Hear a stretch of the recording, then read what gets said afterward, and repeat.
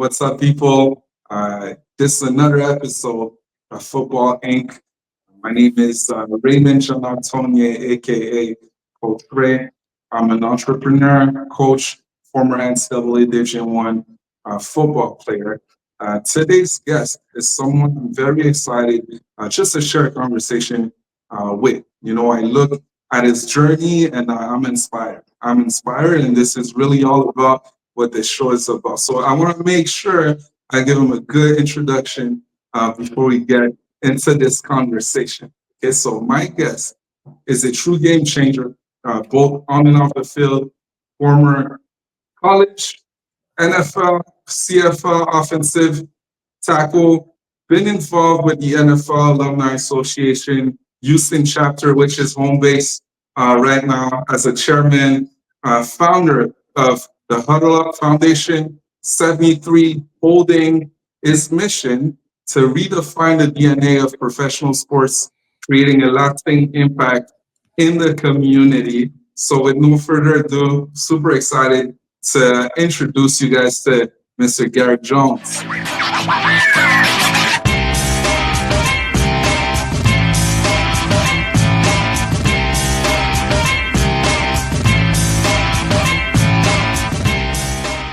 Thank you for being here, Garrick. I appreciate it. Let's get the thing started just from the beginning. I ask all of our guests, I'd love to know, what does football mean to you? All right, Garrick. Oh man, that's a really good question. Football for me, I think it was a platform that I used to get to bigger and better things. I think a lot of guys that play the game, they grow up loving it, right? So for me, it was always like a second love for me. Like for me, it was music, it was art, it was creation. But once I got on the field and really understood my place in the game, I was getting all of those factors the entire time I was playing. So I was able to be creative, within the scheme of the team. I was able to be a part of their success when there was successes, and a part of the failures when there were failures. So for me, man, football is like life.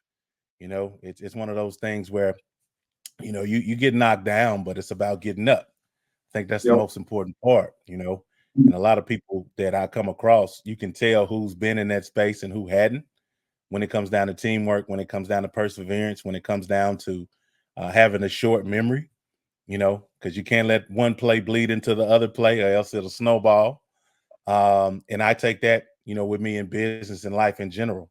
Like I have to have a short memory because there's other work to do. So football for me has been, man, it's been a ministry, man. It's been a teaching tool.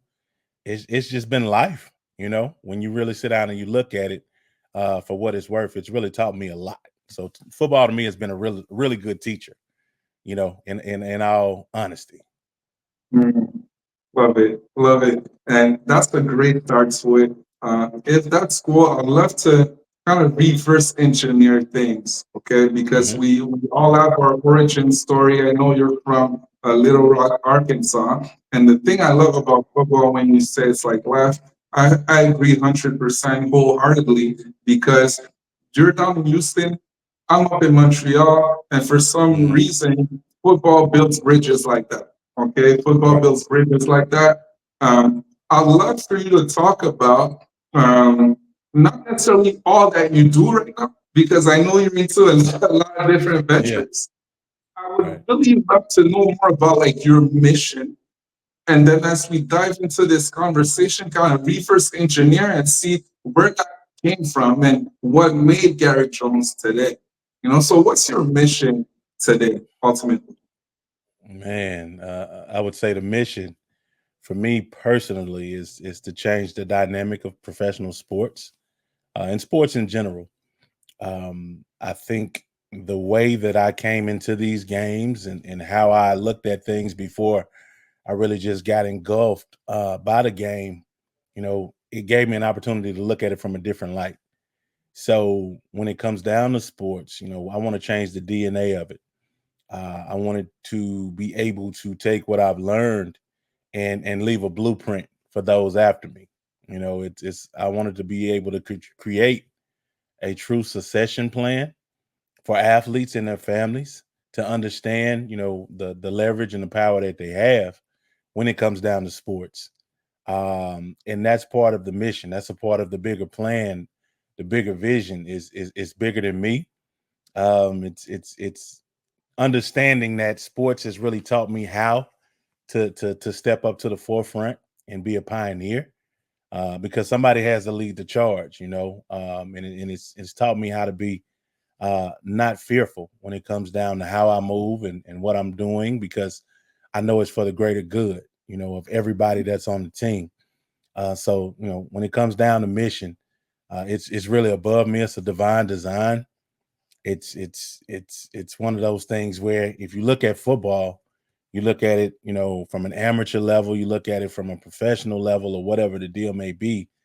Sports in general, it's a small world, Yeah. and everybody has kind of crossed each other in some way, shape, form, or fashion when you really get down to it and you kind of talk to people.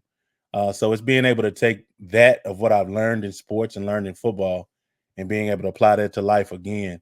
So that's a part of the mission. But everything that I want to see happen, because it's so big, I won't see everything before I leave this earth, but I will have planted that seed that will provide that shade later on down the road for generations to come. So we just Wow. want to change the DNA of sports and do it the right way so everybody benefits. Love it, Garrick. And I'd love to have your opinion on this. Hmm. When I look at football as a whole, and when I talk to former athletes, especially football player, there's this powerful urge to give back, Yeah. Yeah. to Yeah. leave something to somebody else. And I truly Yeah. believe we all have, it's a big chain, and we all have our links within that chain. Hmm. While you played the game, you held yours.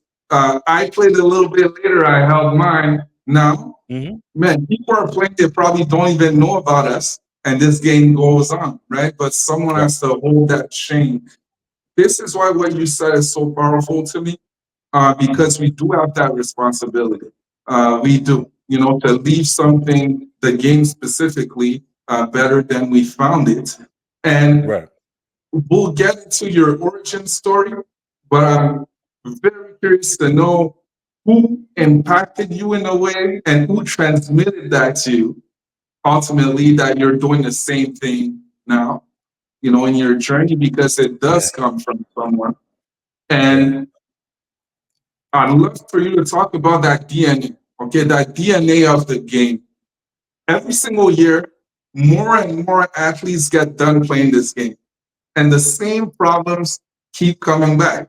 Okay, Right. like we Right. don't know Right. about them, like we haven't seen them, and Yeah. there doesn't seem to be enough answers out there. You're bringing answers, so if you Right. could talk about like the what is the DNA, what's good, what's the problem with it, Hmm. and where do we go with this? Man, I'll start with the problem or the DNA of it. Um, and it's something that I explained to my son when he was playing ball. He was in the seventh grade and probably the best athlete I've ever seen in my life. Right. But as he was playing, um, I would just watch him. Right. I'd watch him on the field, and you could tell that he didn't love the game. Right. He was excellent athlete, never left the field, but he didn't love it. And we had a conversation, and he came to me and he said, "Dad, I don't think I want to play football anymore." I said, "Oh, okay." I said, "Well, why do you feel that way?" He said, "Because it doesn't do it for me, right? I don't really just like it, right?" I said, "Well, I get that, and I think for a lot of us, let's just say fathers and their sons and things of that nature, there's a lot of pressure that's put on athletes to perform, to a point to where, especially here in Texas, man, this football is life, right? It's one of those things where either that pressure will make a diamond or it'll bust a pipe. So the DNA of the game, and let's just take football, just that's for the sake of argument. There's a lot of pressure that a lot of times as an athlete, you don't necessarily know what it is. You don't know if you love the game, or you have some guys who can't do anything but the game, right? Yep. So when it's all said and done, they're handicapped in a way, and that's on both sides. And that's one of the things that I explained to him. I said, "Listen, man, the way I made it to the CFL and the NFL, I did that unconventionally, and I did that so you, your brother, and your sister will have options. So when it comes to that pressure, I never put the pressure on him because I wanted him to find his way. And I told him, I said, hey, if you don't hear me with pressure or feel me applying that pressure with everything that I have on the walls, all the different jerseys, the helmets, this, that, and the third, you shouldn't put that pressure on yourself or allow anybody else to put that pressure on you if they don't have these types of receipts that your father has. And when I Yep. said that, man, you could just see a weight, just it's like it lifted off of him. It was burdening him. And I've Mhm. always preached to him, man, hey, you're creating your own lane, right? Everything that you're doing, you're creating your own legacy. And it's not to fulfill something that I've done because I've done what I needed to do. But I don't think there's enough of an understanding for a lot of these athletes that they can do other things. Everybody's not going to go to the NFL. Everybody can't play in the CFL, but everybody can be productive members of society. So that's one, Mhm. right? And that's something I explained to him, and he was like, "Wow." I was like, "Yeah." I said, "Because if I could have done it over, I would have done the art and the music and the band, which that's what he's doing now, and he's having a great time." Um, and that's one thing. I think that's a lot of what goes on in it. But then when you get to the bigger picture of, just the revenue and money that sports generates, Yep. um, as an athlete, when you're young and you make a great play on the field, at that particular moment, there's a target that's placed on your back. And this goes back to this pressure. Each year that you play and each year that you get better and you grow, that target gets bigger and bigger and bigger and bigger. So you go from, your junior high days, then your high school and your college. Every year it gets bigger, then you go pro. So now you've been pushed through a system because you were a great athlete, right? You've had the opportunity to have the best. Um, and as you're going, you never really had to grow up. I see this with a lot of guys that I deal with right now in the NIL space. There's a Yep. level of expectancy now when it comes down to the money of, okay, this, that, and the third. And as I'm talking to them, you find out really quickly that guys are, so you mean I have to go do something in order to get this money? I'm like, yes, you have to work. Um, and that right there handicaps them. And when it comes down to, the solutions, it's about exposing them to the different practices and educating the athletes and their families on what's going on. So by the time they're done with, their school and colleges and everything else, we want them to be set up in the right frame of mind, right frame of business, and the right frame of planning to be able to take care of their families for generations to come. Mhm. Because now with NIL and the opportunity to start making money a lot earlier, um, you need to have those things in place for these youngsters. So it's really a systemic type of environment when it comes down to, football and how the athletes are treated.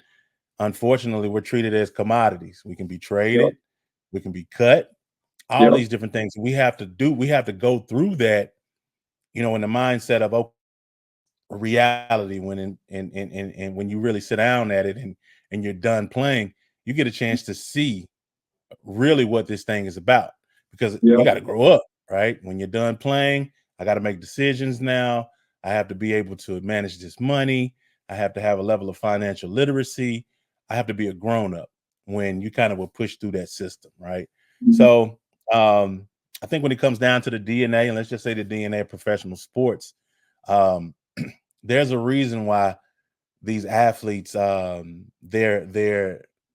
financial aspect of what goes on with them with their contracts, all those things are made public because realistically, when the fans see it, they're seeing it from their lens, Mhm. and now it's the players are making all this money, and I'm speaking to the NFL side of things. Yeah. Um, Now the fans are looking at it from their lens and saying, "Hey, these guys are making all this money. We're paying, we're paying their salaries, this, that, and the third." When in actuality, there's a salary cap on the athlete's pay. So anytime somebody can put a salary cap on your pay, means that your ownership and your owners are really making a lot of money, right? And that's one of Yeah. the things that I really learned early, that to play in the NFL is one thing, but to own a team is where you need to be. That should be where you aspire to be, because you're the check writer and not the check chaser. And in sports, there's always a bell of the ball. Every year, there's a new bell of the ball coming. So 9 times out of 10, you will train your replacement, and they're going to be younger and they're going to be cheaper than you. Yeah. So it's always next man up. So there's really no job security. Especially with, like, let's just say the NFL or anywhere else, they're going to bring guys in to replace you every Yeah. every week or every other week, and it's up to you to be able to perform at a high level on the field in order to keep them at bay. So there's no real job security. So there's a level of stress there. There's a level of understanding that this job won't last forever. But when you're young and you're getting paid, you feel like you're invincible, and that Mhm. can come crashing down really quickly. So, man, the length of your contracts and your years playing professionally, it's like a lottery lifestyle. It doesn't last long, Yeah. but you're going to always be a former player a lot longer than you are a current player. So Mhm. I think that is the DNA now, but that's what we're working to change when it comes down to changing the DNA for the better, because we want to have true succession plans for the athletes, to where when they're done playing, they understand the dynamic of what they have ahead of them now. And they also have an opportunity to be in upper management with teams, coaching opportunities, general manager, team president, and even ownership opportunities as we put our movements together. And we'll kind of go a little deeper into that as we talk a little more. So, That's awesome. And I hope people grasp, just half of what you said, because there's so much in what you said. Okay. yes. And it leads me to my next question. Um, I don't know if athletes even understand what football is, okay? Hmm. What football truly is. And here's what I mean by that is that obviously, if you want to be the best football player you can be, you double down. You Yeah. focus, right? You go all in and you have that tunnel vision, but then you don't study about the actual game that's being played, the Right. real game that's being played. You're just a cog within that system, right? Right. And this cog can be interchanged, it can be replaced at any Right. moment. And this is really why it's so lucrative. This is the name of the game. So I'm sure you've heard this. My coaches used to tell me all the time, use football, don't let football use you, right? Yep. Use Yep. football, don't let football use you. And you just kind of expose in a very, I mean, with a lot of clarity, what the game actually is. Um, I'd love for you to tell athletes who they actually are. Because one of the conversations I have with a lot of guys is that Yeah. it's just on my t-shirt, more than football, you're a multi-dimensional being, right? Yeah. You aren't Yeah. just an athlete like you tend to believe. Before football and after football, well, you're Garrick, I'm ready, right? Right. What is that? So what athletes actually have the potential to be? You talked about owners, right? You talked about your children, fathers, leaders, so many things. If you could Right. just talk about that a little bit. Um, I think, and this is the way I approach business now. I take a lot of what I learned in football, and you basically gave it to them. There's so much more to the game than the game itself, right? Yeah. When it comes down to athletes, athletes have to understand that, they're three-dimensional, when a lot of the, let's just say, owners, let's just say businessmen and women that they deal with, Mhm. are one-dimensional. And here's why. start a lot of my meetings like this a lot of times. If I'm in a boardroom with billionaires, and it's a lot of them, and the attention is on me at that point, I started out by saying I'm three dimensional, and here's why. Um, the area that I come from is probably just like a lot of other areas is pretty bad, right? Yeah. But I thrived there. I was able to make it out and do my thing, so I'm good in that regard. Um, I'm and I was paid to play a sport at an elite level, and did it pretty well, right? So that's two. And the third dimension to me is I'm sitting in this boardroom with you, with all of these billionaires, and I'm okay. I'm not. There isn't any anxiety. I can, command the crowd. I'm in a good space in this boardroom, so that makes me Yeah. three dimensional. But when I take you guys that are in this boardroom with me, you billionaires, I couldn't put you in my neighborhood and you thrive, right? I Mm. damn sure couldn't put you on the field and you thrive, Yeah. Yeah. right? So you're one dimensional while I'm three. So once I got their attention, now we can really talk business. So as an athlete, you always have to understand that big companies send their employees to seminars and summits and webinars to learn how to be competitive when we were born with it. All you have to do is figure out, just like the game, where you fit in and what your job is. Once you accomplish that, now you get a chance to be confident and coherent in everything that you're doing. So it's like a playbook. Once you know your playbook, Mhm. you're ready for any situation. It's the same scenario as far as being done with ball physically. Now you get a chance to do it from a mental aspect. All right. So that's the Yeah. fun part. And a lot of, excuse me, athletes don't really see that because they've had the opportunity to hide behind a helmet their entire career. When once you figure out how to move and you're a part of a dynamic now, and I tell guys all the time, everybody has had a first day of school. That's on the football field, that's in the classroom, that's anywhere. Your first job, all these different things. But for athletes, your competitive nature will allow you to get back up a lot faster than a lot of other people. So Mm. that's what athletes really need to understand, that they are the opening act, the headliner, and the after party when it comes down to this thing. And that's Yeah. from an empowerment standpoint. That's from just understanding what this thing is. I look at myself and other guys that I know that are in the spaces that I'm in, be it talking with family offices, working on team ownership, all these different things.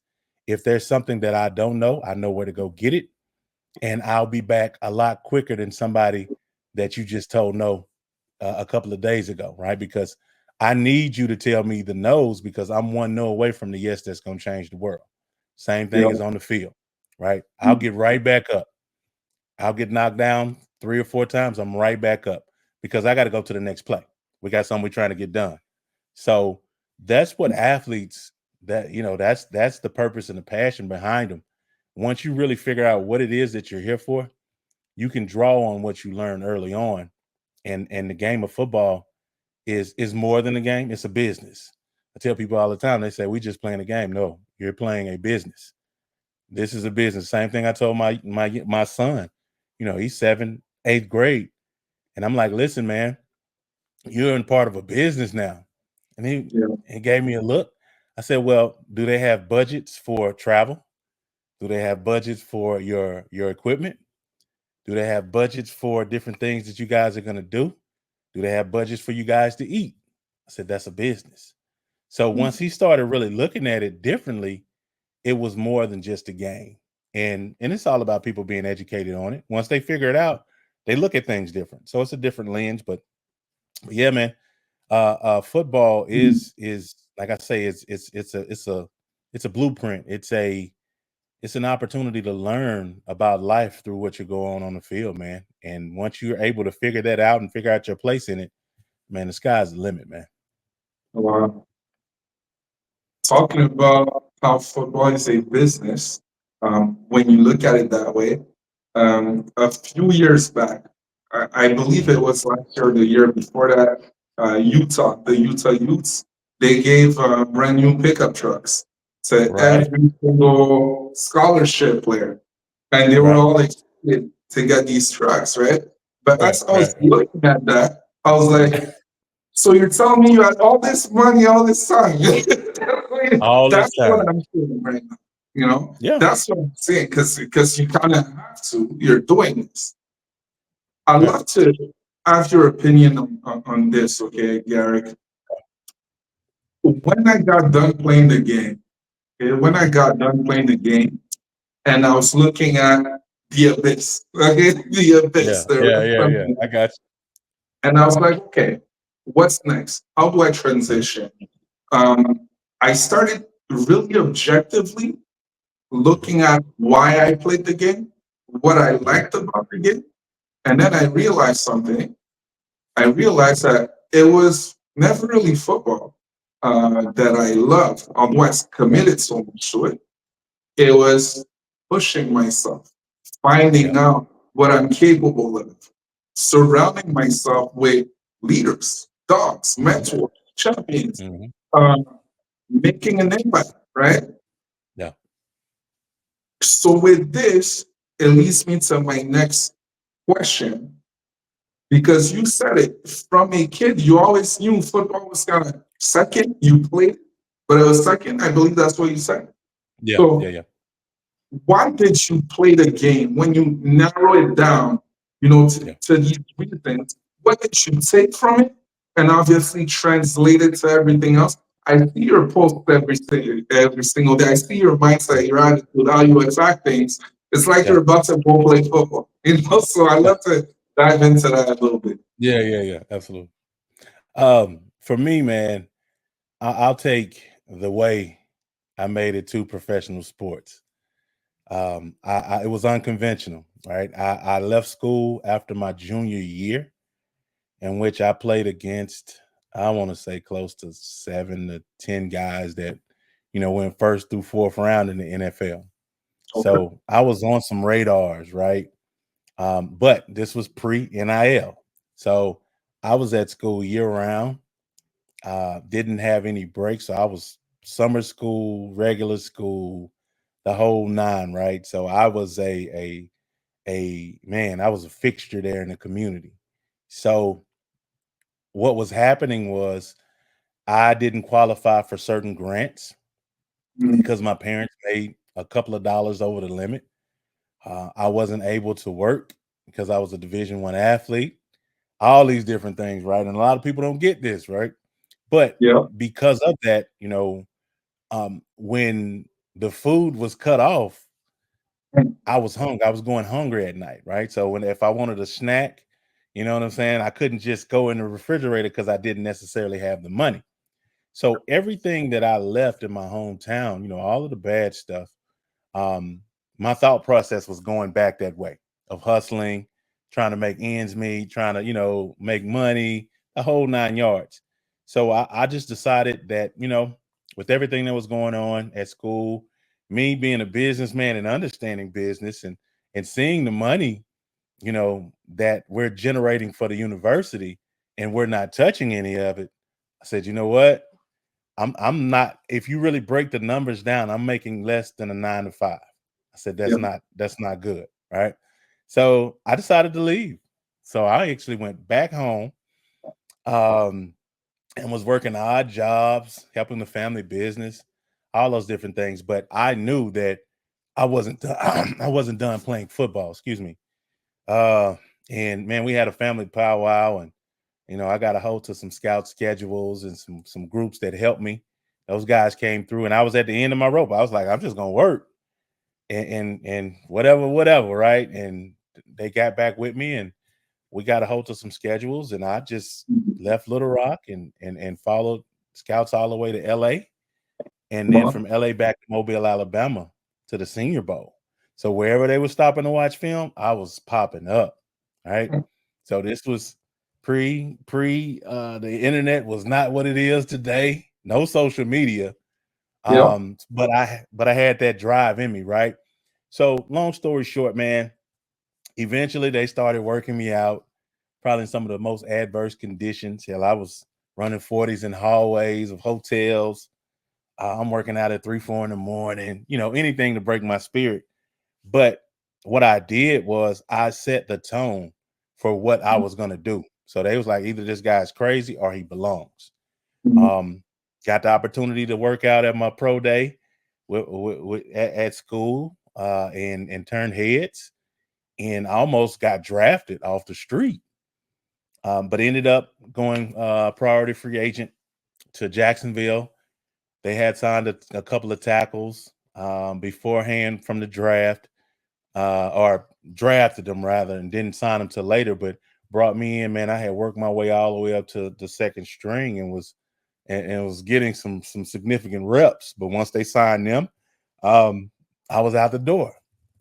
So I went from Jacksonville, Florida, which was 111 degrees, Yeah, to in the next 2 to 3 days to Winnipeg, Manitoba, it's cold. where it was raining sideways and it was negative. It was -3, I Yeah, believe. Right. yeah, So and got there, new rules, bigger mhm, field, new teammates, yeah. and at the coach at the time, Dave Ritchie, after the second practice, said, "Man, you're starting at left tackle. Good luck." Wow. So it was what it was, but it was an opportunity. And all the scouts that worked me out in the States were there and got a chance to see me work Mhm. out on the field. So needless to say, I came in, helped stabilize the line. I think I missed the All-Star voting by like 2 games, rookie of the year, all that stuff, right? Because I came in and did what I was supposed to do. And Mhm. ended up coming back to the States, and I worked out for like 14 teams in a row. And out of the 14, 8 of those teams wanted to sign me. So when I say that, how I made it to the NFL uh, was unconventional when less than 1% of all athletes make it, I did that. So I know what hard work is. I know what hard work will get you. And I know what a positive mindset and just a never say die mindset will get you. So that was the first part of it. So now the second part of it is actual team ownership and doing Yeah, everything that I said that we're going to do, from earlier. So when I'm posting things, that's really to make sure that everybody that's really watching understands what's happening, and on top of mhm, that they can apply that to what they're doing. And definitely my people around me, my team, they get the opportunity to feel that, because I can sit here and I can listen to you for about 15 minutes, but I'm gonna give you that, but after that we got work to do, right? So yeah. that's the mindset and mentality. But when I look at your unconventional, journey making it to the NFL, it's hard enough making it to the NFL already. Yeah. Right. One thing that stands out to me is that you didn't ask nobody for permission. Nah. Here's what I mean, right? Leaving Right. leaving the Red Wolves, because the situation is what it is. People Right. love watching college football players. It was a different time. It was a different Yeah. time. I know, but same thing. You set your mind to something and you didn't ask for permission. You Right. did what needed to be done. What do you think when you talk about ownership, when you talk Yeah. about athletes becoming the owner, seeing the Right. game? Do you feel a lot of us tend to fall into that line of just always asking for permission, having a Right. hand up? Yeah. What do you think about that? Well, like I say, you've been conditioned an entire time, right? That the pinnacle is making it to the NFL or whatever league you're trying to get to, and that's it. You don't really see anybody. As we were players, you look up in the owner suites or whoever, and you didn't see anybody that looked like you, right? No. Everybody that looked like you was on the field, right? Yeah. And that was the extent of it, right? You wanted to play 9, 10 years, get your pension. You wanted to make sure you had extra money coming in, maybe two or three contract extensions, those types of things. That was I think that was the pinnacle that I got a chance to witness in athletes. A funny story. Once I made it to the NFL, a lot of the veterans excuse me, and this is when we had paper checks, right? So I Mhm. don't know. One thing they're doing paper, they're doing direct deposit, all these different things, right? But they would give us the paper checks, and the Mhm. veterans would throw their checks on the ground and say, "Pick that up for me, Rook." And you'd pick it up, and you look and you see all these zeros, man, and crazy scenario. You're looking at it, and you're like, "Wow." A lot of Mhm. guys aspire to be that.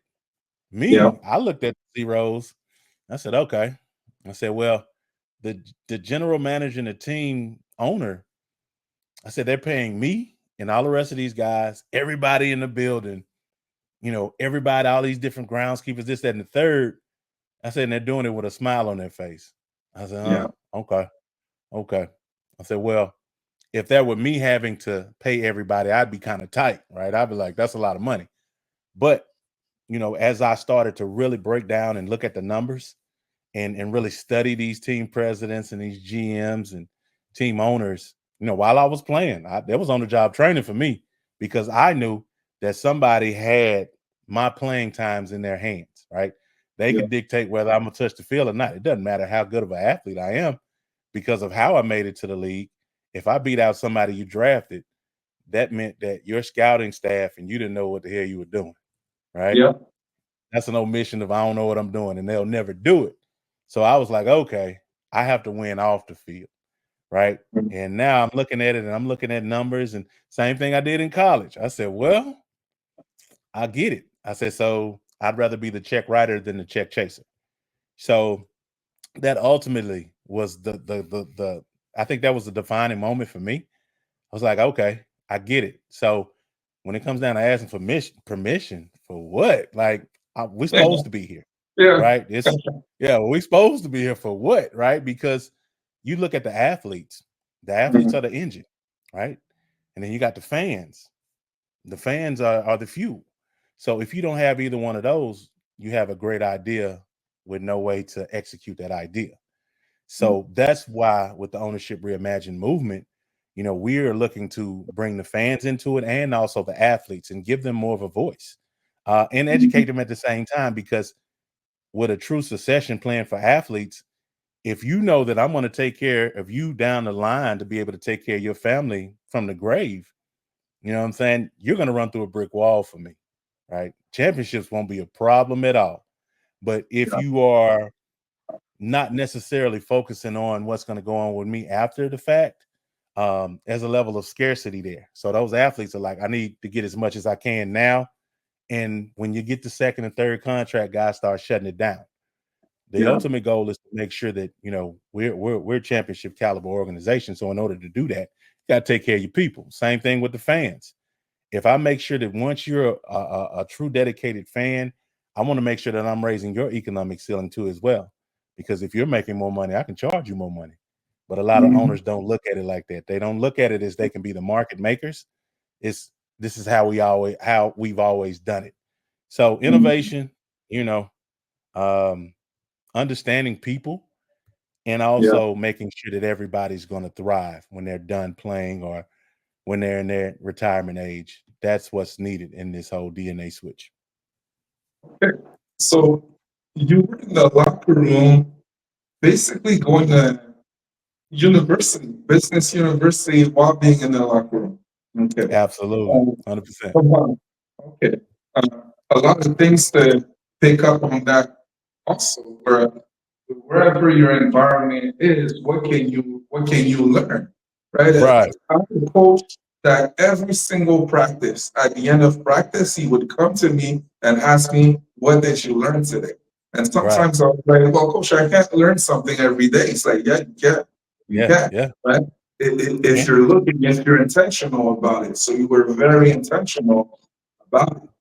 From there, what was your what was your first business? What was your first entry? Your first story to okay, uh, this is what I'm doing, and what did you learn from that experience? Um, it's like you said. And for me, I looked at practice. Right. Normally, when you have a practice, you have your periods. You may have your inside drill. You may have your team. You have Skelly. You have all these different periods. You'll have your individual, and all of that is all of that comes from what you learn with your film sessions, right? Um, you watch film and you learn from your mistakes on film, but you have to be able to translate that to what goes on the field, right? Yeah. So for me, I looked at everything and I said, okay, just to go back to what you said, what did you learn? Right. So I was able to take things and said, okay, I have to be able to transfer this to the field. Or I have to be able to transfer what I learned from the football field to business.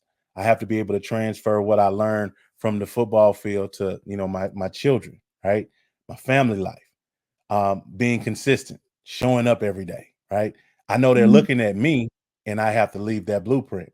I know that individuals that buy into my vision, which is a big one, is scary to a lot of people, but not to me, right? Being able to get that message across to them, like, hey, we've already been here before. This is what this is, right? I have to be consistent to where they, because they haven't been there before or don't know how to necessarily apply a lot of what they're learning from me to that day to day, is just like practice. Yeah. So in that level of consistency, I have to be able to show them how to do things. So with me, man, I use practice as that to be able to go in there and know the workload for everybody in the building. So that way, when something breaks down, I'm able to kind of come to them and say, hey, listen, here's how I would do it, or here's what I'm thinking. Here's what I went through when I was doing it. And like I say, it's all about being able to apply what you learn in every facet of your life. But I man, practice is that for me. And I apply those practice principles to everything Mhm. that I do to this day. I matter of fact, I keep a lot of what I've done from my career and found a lot of itineraries. It was regimented. It was, this is what we're doing, this is what we're doing. So now what I'm doing now, I wake up without alarm clocks because I Mhm. found that passion and that purpose, and it wakes me up every day. And now Wow. I'm able to hit it, right? And those are the things that I try to teach my children. I'm like, hey, once you find that purpose, it'll wake you up. I said, you haven't hit that snooze button, 4 or 5 times, you hadn't found it yet. And I was like that. I'll be honest with you. I was like that for a while, but I think just learning from the game, learning from practice, learning from other individuals that are a part of my life, learning from coaches, I'm able to kind of navigate that dynamic of how I approach life and how I approach working with people, business, the whole 9 yards. Got it. Some of the biggest lessons that we learn comes from failure also, right? Especially in football, we're being faced with it all the Yeah. time. One of my mentors always tells me that he doesn't believe, he believes in the power of words. And Right. instead of saying, I fell, he's like, I'm failing. So with that Yeah. in, it's like there's movement, right? You're Yeah. not dead, you're moving, which means you can get back up, which means you can Yeah. do something. Being in this world, um, just like you had your welcome to football moment, you probably had your welcome to business moment.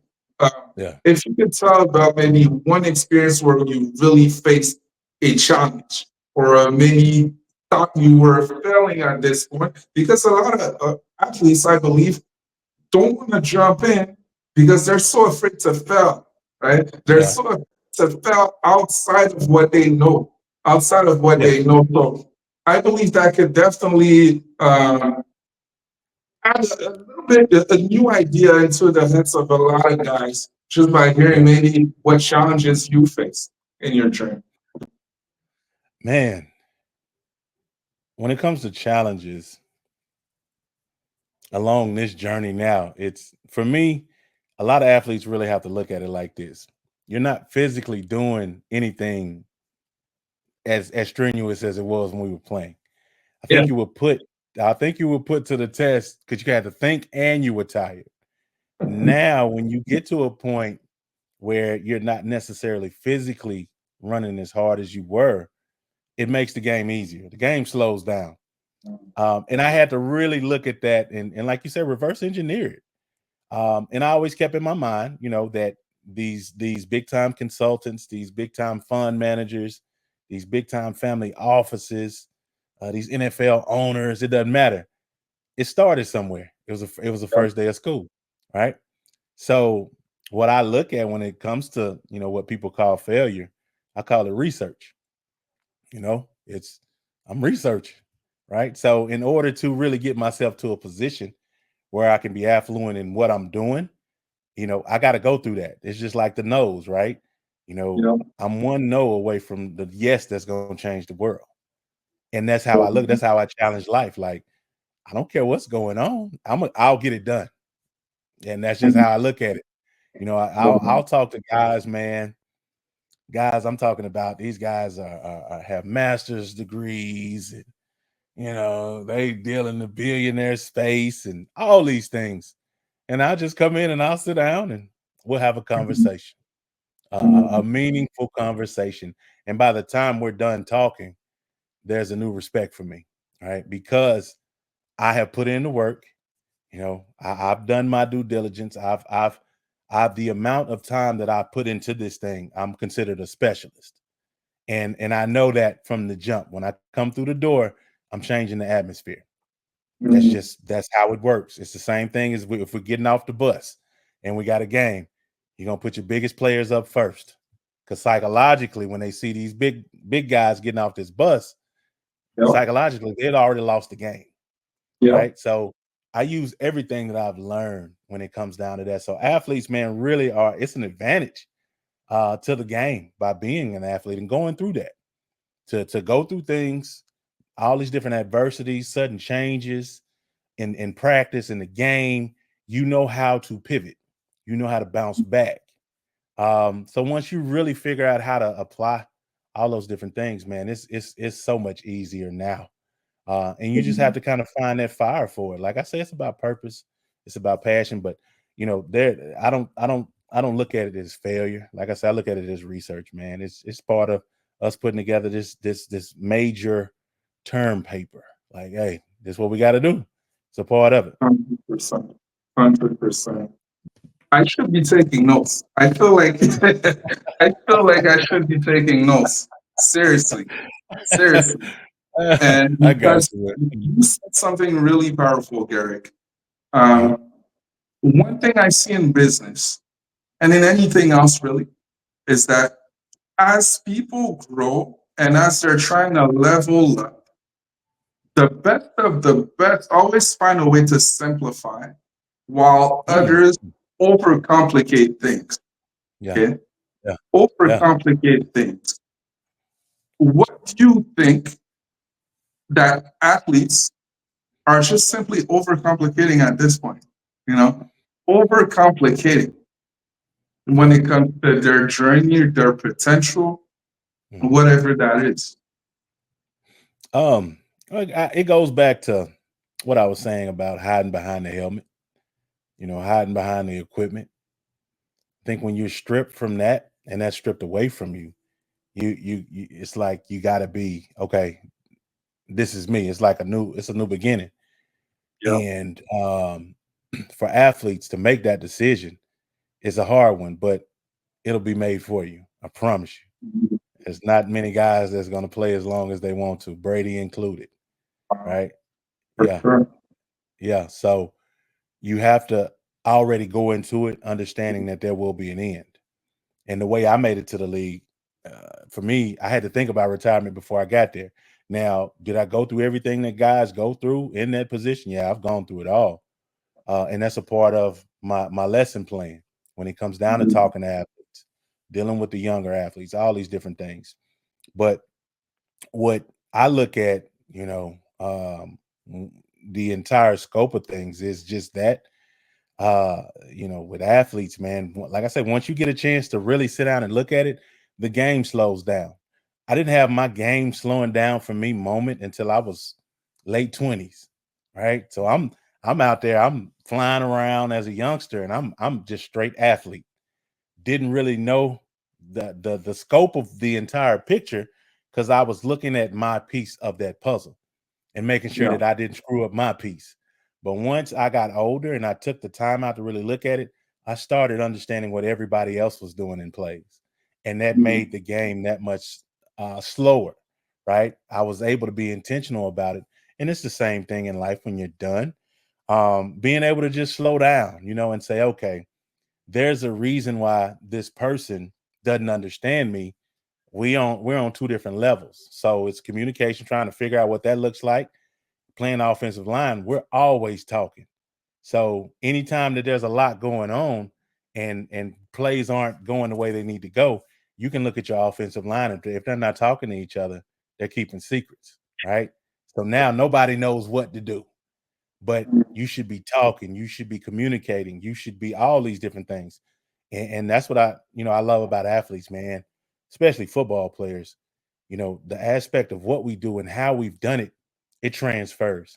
So for those athletes, man, because they've been hiding behind that helmet or whatever that equipment, that transition for them is it's pretty rough. It's pretty rough. So but it doesn't have to be. You just have Yeah. to understand going into it, okay, there's going to be an end here, right? And it's probably not going to be when I want to, because you Mhm. have guys that want to be carried out on their shield, and that's not what happens, man.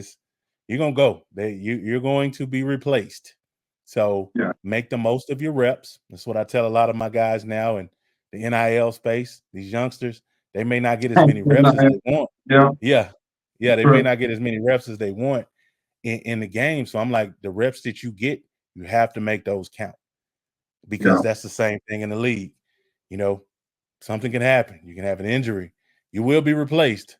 It's what's going to happen, right? So you have to make the most of your opportunities and your abilities. It's not about if, it's about when. Nah, It's about when when. it's going to happen, Yeah. it will Yeah. happen. I have yet to Well, see a 75-year-old guy playing professional football. well, yeah, for sure. You talked about your children a couple times, and for me, that's something that hits home. I'm the father of two boys, Okay.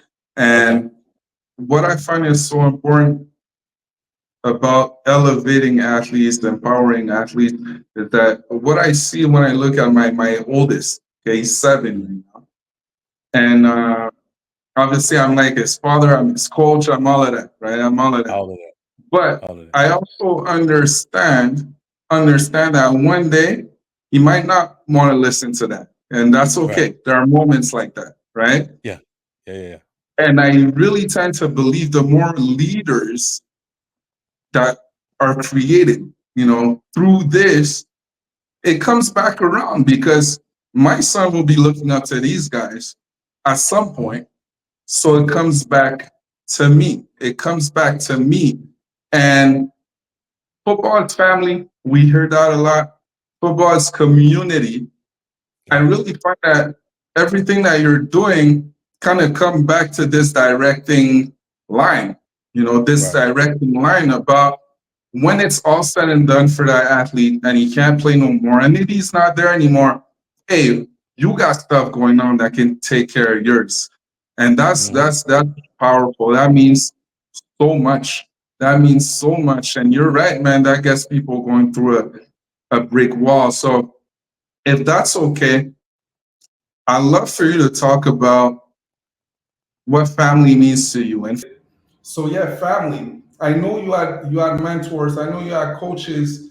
I know little Garrick in Little Rock, Arkansas. Right. Man, what you're saying comes from somewhere.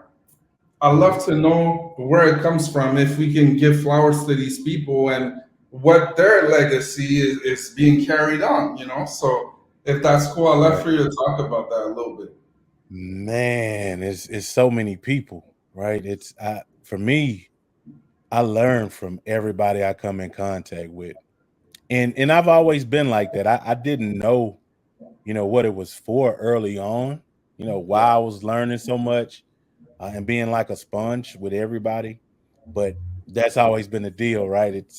I've always learned, if I learned from my kids, just so many different things, and just, everybody from like elementary, preschool. Like I can recall certain things in my life that now I can look at it now and say, okay, this is what that was for.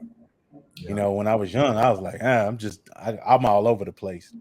But I think for me, all of the coaches that I've had, have been instrumental. Whether they were good coaches or bad coaches, because you get them all. I learned so much from my family, my immediate family, my mom, my dad, my brothers, because I'm the youngest of three. So Okay. watching We're them we move blessed. and do that thing. Yeah, watching them move and do their things, man. I learned hard work just from my family. That's probably one thing you'll never do is outwork me, because going through what I've went through in order to get to where I am and where I was, that took hard work. And that Yeah. took a mentality that, I carried from everybody that I came across. So I couldn't just generalize it and say it was one or two people. But everybody that I've come across, man, you can learn from everybody. It's kind of like social media, you know, just from watching people and what they post and what they talk about. You can learn who you can win with and who you can't win with, right? If that makes any sense, right? It's telltale, you know what I'm saying? But as I started to grow and I knew where I wanted to go, there were some things that I couldn't do anymore, and places I couldn't go. A lot of people that I used to associate with on the regular. Not to say that we're not cool, we're not good friends, or whatever the deal may be, but in order to get to a certain spot and be able to open a door for them, everybody can't go on a lot of journeys with you, right? So sometimes you got to go in the lines then by yourself, and that's where I am and what I'm doing now. But I draw from everybody that I came into contact with along the way up until now. So when you see the post, when you see what we're doing, I mean, the long hours, a lot of people don't see all the long hours. They may see a post here and there. But a lot of posts, I'm doing something else. I got this thing set up and I'm like, okay, this, then the third. But my Monday, Tuesday, Wednesday grind, I'm 6 in the morning to 12 midnight, right? Just going. And when I say, if you can outwork me, we got a chance, I really mean that, because I've seen it firsthand, I've done it firsthand. And like I say, it's just a combination of all these different people that I've come across in my lifetime. I truly believe that you become a great leader when you stop focusing so much on simply trying to help people. Like you Yeah. said, not everyone can go Yeah. sometimes. Nah. The most powerful thing that can be done is impacting people. I find Hmm. it's very different. It's a different mindset. Yeah. Impacting people means we gotta elevate. We gotta elevate. We gotta hold the line. We gotta set the standard. Right. We gotta set the standard, and people gotta elevate. So, man, now we're really making an impact, and that's really what I'm hearing. Right. What I'm hearing you talk. Where I hear you talking. I love these conversations for so many reasons. First, because Hmm. I believe they're good for people to hear, but Yeah. even selfishly for me, for Yeah. me, I you because know I get it. Yeah. I Yeah. learn something every single time, and I know you're a learner, a continual learner. Okay, so here's my next question for you, and I don't have many more. I No, have it's a good. good sense already from our conversation. Yeah. But if someone didn't know you, okay, if someone didn't know you, and they're coming up to you and they're asking, "Who is Garrick Jones? Who is Garrick Jones exactly?" Hmm. What would you say? I tell them, when it comes down to Garrick Jones, I would say that Garrick Jones is a sacrificial lamb. And here's the reason why. Because in every family, in every generation, there has to be somebody that that really sets the tone, that creates that standard. And in my family, I will be the one that rewrites that DNA of what goes on financially, what goes on mentally, spiritually, all of that. So when you have grandchildren and great grands and great great great great grands, they have a North Star. So if somebody were to ask me who is Garrick Jones is a North Star. Wow. Wow. Yeah, Awesome. Awesome. I believe that. I believe that. And appreciate it, Doc. this needs to be attached to powerful values. Yeah, I know for me, I talked about my sons, but my oldest one, before mhm, me and my wife became parents for the first time, we really sat yeah, down and we were like, okay, what do we actually want to give this kid? right, Our game plan. We had the talk right, and asked my wife. She said she wanted him to be authentic. yeah, And for me, I said, I want him to be brave. Okay, I yeah, want him to be brave. right. Being that sacrificial lamb, being that North Star, you need a lot of bravery in order to do that, Come on, in come order on, to put man. yourself forth in front of Yeah, everybody. come on, So man. Yeah, there's so many values that can be attached to that. I'd love to know for you your mhm. top three values. Okay, your top three values, and there can be a lot. I know I'm Yeah, yeah, digging, yeah. I'm digging Yeah, in. that's as hard as your top five MCs, man. That's pretty rough, right? So, I would say for me, it's having a definitive mindset, right? Not all over the place. You know what you have to do. So that mindset is oh, it's big because I can speak life into you or I can take life from you from my mindset and what I'm saying. So I'd rather breathe life into the situation, no Mm, matter what's going on.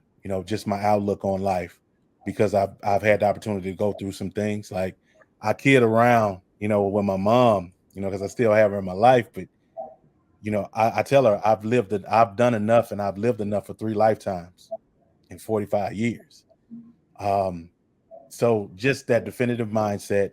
Um, I think transparency, yeah. having a transparent attitude, and just me being transparent.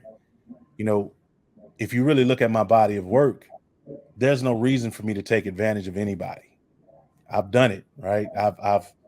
I'm good, right? I've made the right decisions and I made a lot of wrong ones, but I learned from them, right? Um, but if I were just to rest on my laurels and say, okay, I'm done, I can ride off into the sunset, I could do that. But it's something pulling me, right? It's a divine design. It's bigger than me, right? So that's a part of my purpose. And I'm really big on purpose, Doc. And that'd probably be my third one, purpose. It has to Purpose. be something that wakes you up every day without an alarm clock. Once you figure out what that purpose is and you're living in that purpose, it's no longer work. Um, it's something to leave that blueprint for the next generation. Because for me, like with my children, I've expressed to them, you know, this is going to be the best gift I'm gonna give to you, and they're like, "What?" That your father was working or grinding or doing whatever, and I wasn't necessarily there for you all the time. I'm driving to Canada, getting ready to go to camp, and I'm at that point of no return where if I turn back, it's just as long, or if I keep going, I got to go straight into camp, and I'm missing my family. Right? I've had that, the entire time I was playing. Right? I wanted to be with my family, but I had to provide.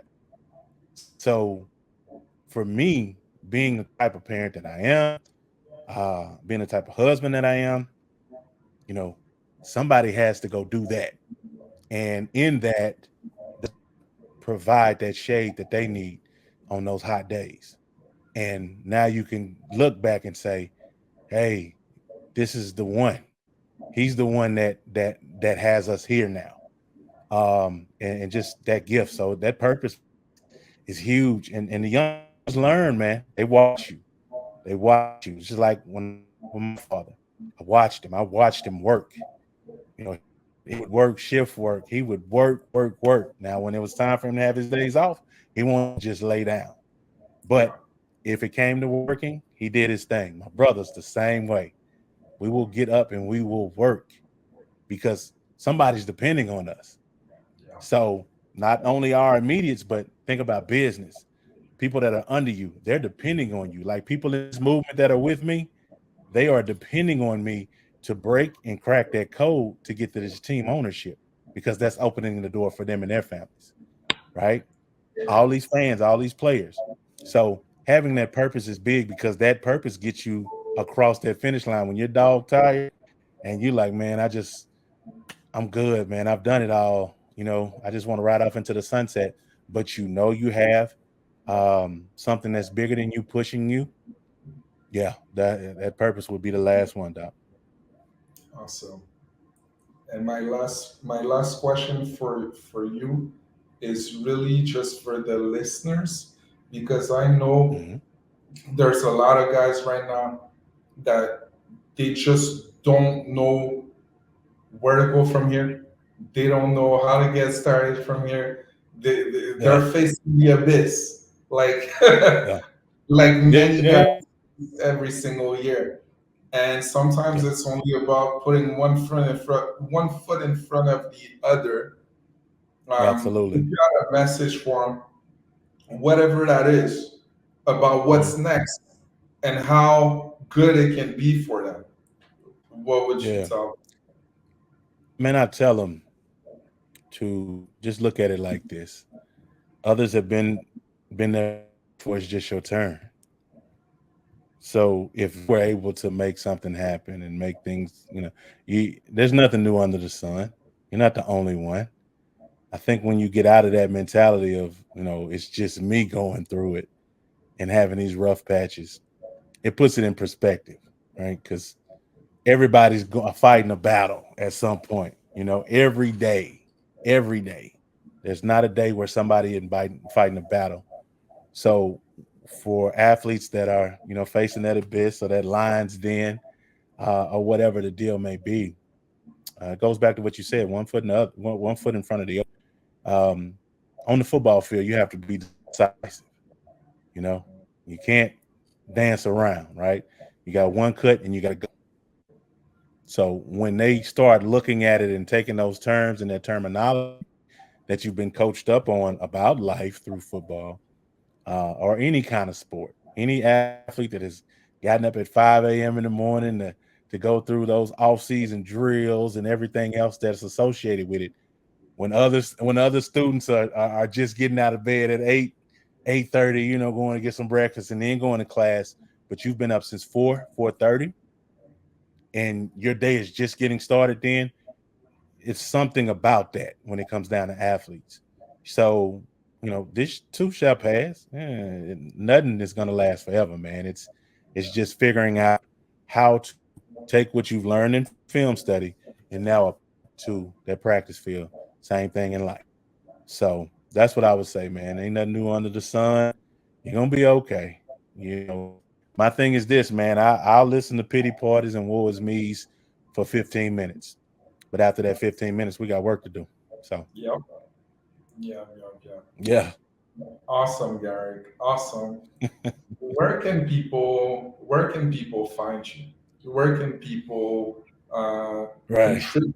So whatever you're doing, learn from whatever you're doing, grow in Mhm. their own way. Man, I'm not hard to find, man. They can just search Garrick Jones. I found Google. you. I tell people just That's all right. yeah, that's what I'm saying. Just go to Google, man. You'll find me. I'm doing something somewhere. And that's it. I think that's the beautiful thing about, social media and the internet.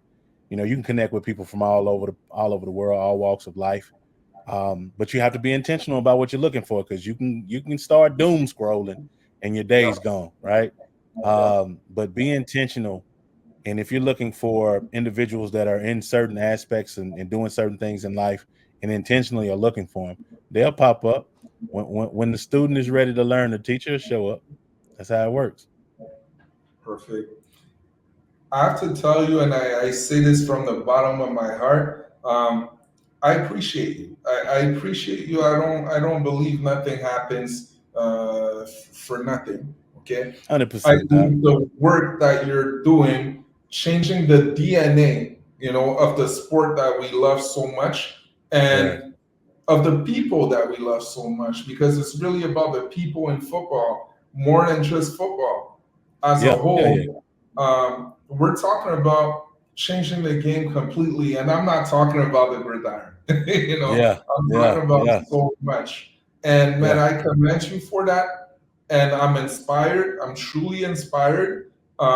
Myself, in my way, I'm pushing this same narrative, maybe in Right. different routes in different ways. But I love to see like-minded people who are truly, truly about making an impact, and that's exactly what you are, Garrick. So, man, I'm grateful for this conversation. Honestly, I had so Likewise, much man. fun.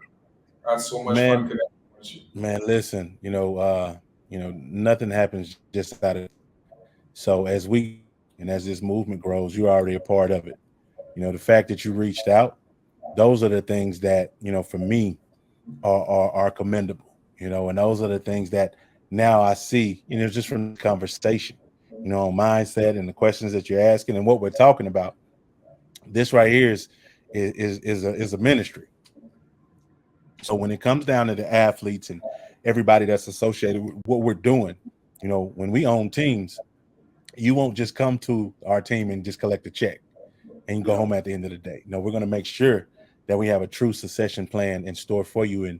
And what this platform here is an opportunity to get in the mindset and understand that, hey, these are certain aspects and things of that, and you're not by yourself. So, man, I commend you, brother. And like I say, you know, we're gonna talk again, and we'll talk through it, and we'll figure out how we're able to add value to each other moving forward. for But man, I sure. appreciate you, Doc. I appreciate you, man, and I'm thankful for you to be able to be here and touch some people and bring your message to the forefront of what we're doing long term too as well. Because it's about us all working together, man. We're better together than we are apart, and I'm a firm believer in that. So, yeah, appreciate you, Exactly. Doc. So, guys, it's all been said.